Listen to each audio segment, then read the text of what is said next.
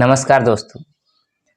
नारी शक्ति वंदन अधिनियम 2023 जो अभी नारी सशक्तिकरण के लिए लाया गया है, जो कि महिलाओं को 33% आरक्षण देता है। जो इलेक्शन में सीट है उसको लेकर विधानसभा और लोकसभा में, तो ये क्या है मामला, आज इसको हम लोग जानने का प्रयास करेंगे और क्या क्या है इसी को जानने का प्रयास करेंगे। संसद और राज्यों की विधानसभाओं में महिलाओं को 33% आरक्षण देने वाला बिल लोकसभा में पेश हो गया है। इस बिल को नारी शक्ति वंदन अधिनियम नाम दिया गया है। महिला आरक्षण बिल 27 साल से अटका पड़ा था। 1996 में HD देवगौड़े की सरकार ने इस बिल को पहली बार सरकार के पास पेश किया था। साल 2010 में UPI की सरकार ने राज्यसभा में पेश किया था, लेकिन लोकसभा में पेश नहीं कर पाया था। अब इस बिल को फिर संसद में लाया गया है। प्रधानमंत्री नरेंद्र मोदी ने इस बिल को सर्वसम्मति से पास करने का अनुरोध भी किया और ये पास हो भी गया। सिर्फ 2 विधायक थे जिसने इसके पक्ष में वोट नहीं किए, वो थे असुद्दीन अवैसी की AIMI पार्टी के 2 नेता, एक खुद असुद्दीन अवैसी और उसका पार्टी के। उसका कहना था कि इसमें OBC के लिए कुछ नहीं है, इसलिए हम इसका समर्थन नहीं करते हैं, और जब ये जोड़ा जाएगा तो हम समर्थन करते हैं। लेकिन अब आगे देखते हैं इसको कब लाया गया, क्या होगा क्या नहीं। इस बिल में क्या प्रावधान है, बिल कब से लागू होगा, अनुसूचित जाति और जनजाति की महिलाओं के लिए क्या व्यवस्था है, बिल के कानून बनने से क्या बदलेगा, जानते हैं यही सब कुछ बारे में कि क्या आखिर बदलाव होंगे। ये बिल लोकसभा और विधानसभा में महिलाओं को 33% आरक्षण देता है। बिल के कानून बनने से लोकसभा और विधानसभा की 1/3 सीटें 1/3 यानी 1/3 सीट जो है वो महिलाओं के लिए रिजर्व हो जाएगी। कितने सीटें महिलाओं के लिए होगी, यानी लोकसभा में जो 33% आरक्षण दिया गया है, अभी जो 543 सीटें हैं, इनमें से 181 सीटें महिलाओं के लिए होगी। इसी तरह विधानसभा में जितनी सीटें होगी उनकी 33% सीटें रिजर्व होगी। उदाहरण के लिए दिल्ली विधानसभा में 70 सीटें हैं, इनकी 23 सीटें महिलाओं के लिए रिजर्व होगी। उसी तरह अगर झारखंड में 81 सीटें हैं, 81 में अगर 81 सीटें हैं उसमें से 27 सीट महिलाओं के लिए रिजर्व होगी। सभी राज्यों के विधानसभा में इस तरह की सीटों के बंटवारे होंगे। अब सवाल इस तरह भी है कि क्या सभी राज्यों की विधानसभाओं में रहेगी ये सीटें, तो इसका जवाब है हाँ, बिल्कुल सभी राज्यों में होगा। बिल को सिर्फ सदन में पास करने की ज़रूरत है। बिल कानून बनता है तो सभी राज्यों में भी लागू होगा, इसके लिए मंजूरी जरूरी नहीं है। इसलिए देश के सभी राज्यों और केंद्र शासित प्रदेशों के विधानसभाओं में महिलाओं को 33% आरक्षण मिलेगा। अब फिर सवाल होता है कि राज्यसभा में भी इसी तरह का आरक्षण होगा, तो ऐसा नहीं, राज्यसभा में ये नहीं होगा। राज्यसभा में महिलाओं का जो आरक्षण है वो नहीं होगा, सिर्फ लोकसभा और विधानसभा में ही ऐसा आरक्षण मिलेगा। और जो राज्यसभा है और विधान परिषद है इसमें लागू नहीं होगा आरक्षण। अब फिर सवाल है, तो क्या SC ST या OBC जो महिला है उसके लिए अलग से आरक्षण होगा, तो नहीं, SC ST महिलाओं के लिए अलग से आरक्षण नहीं है, उन्हें आरक्षण के अंदर ही आरक्षण मिलेगा। यानी कि जो 33% आरक्षण है उसी में उन लोगों को ही आरक्षण मिलेगा। यानी लोकसभा और विधानसभा में जितने सीटें SC ST वर्ग के लिए आरक्षित है उन्हीं में से 33% सीटें महिलाओं के लिए होगी। टोटल 33% ही महिलाओं के लिए होगी। जितने सीटें होगी उसी में मैंने कटौती करके, इस समय लोकसभा में कितना सीटें हैं महिलाओं के लिए, 84 सीटें।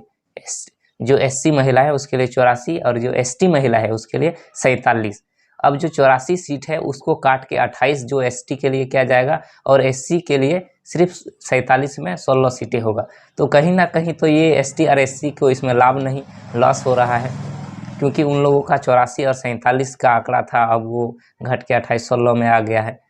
अब OBC महिलाओं के लिए क्या कोई आरक्षण का प्रावधान है, तो लोकसभा में OBC लोकसभा में ओबीसी वर्ग के लिए आरक्षण की व्यवस्था नहीं है। एससी एसटी की आरक्षण सीटों को हटा देने के बाद लोकसभा में 412 सीटें बचती है। इन सीटों पर ही सामान्य के साथ ओबीसी के उम्मीदवार भी लड़ते हैं। इस हिसाब से 147 सीटें सामान्य और ओबीसी वर्ग की महिलाओं के लिए होगी। कब से लागू होगी ये बिल? अब ये भी सवाल है कि कब से लागू होगा। तो दोस्तों ये भी जान लेते हैं कि आखिर कब से लागू होगा। इसे लागू होने में लंबा वक्त लग सकता है। बताया जा रहा है कि जनगणना के जब परिसीमन होगा तब ये कानून लागू होगा, यानी 2024 के लोकसभा चुनाव में महिलाओं के लिए आरक्षण नहीं होगा। परिसीमन कब होगा?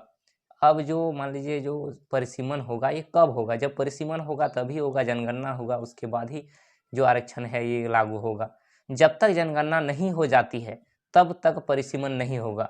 अभी 2021 की जनगणना नहीं हुई है, 2024 के चुनाव के बाद ही जनगणना होने की संभावना है। अभी तो इलेक्शन है, जनगणना हो नहीं सकता है। संविधान के तहत 2026 तक परिसीमन पर रोक लगी है। अब जब 2021 की जनगणना होगी इसके बाद ही लोकसभा सीटों का परिसीमन होगा।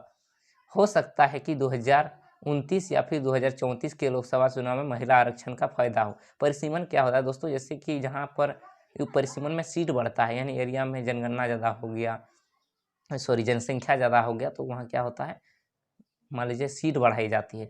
और सीट अभी बढ़ाया भी जाएगा, इसलिए पहले जानना जरूरी है कि कब कितना जनसंख्या है।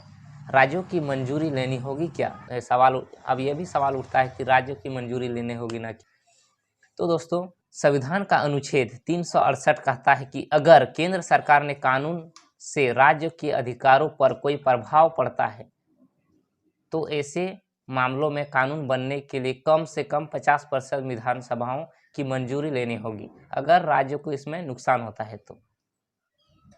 यानी कि अगर केंद्र सरकार को ये कानून देश भर में लागू करना होगा तो कम से कम 14 राज्य, यानी कि 29 राज्य है तो कम से कम अभी कितना 14 राज्यों को उसको अनुमति लेना होगा।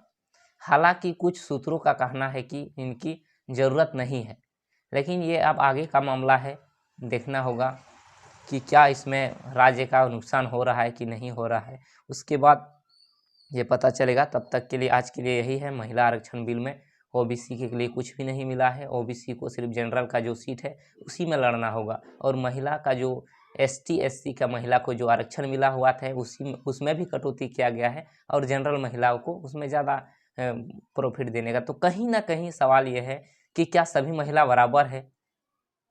अगर सभी महिला बराबर नहीं है तो फिर एसटी एससी महिला पर कटौती क्यों की गई, ये भी सवाल है।